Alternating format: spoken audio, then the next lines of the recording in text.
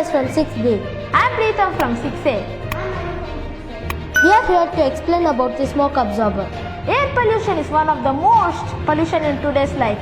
In Delhi, the pollution is so high that people wear masks. If this continues, we may also wear masks. Does this look good? So we have created the smoke absorber. The smoke absorber is a machine that absorbs smoke and sends it out.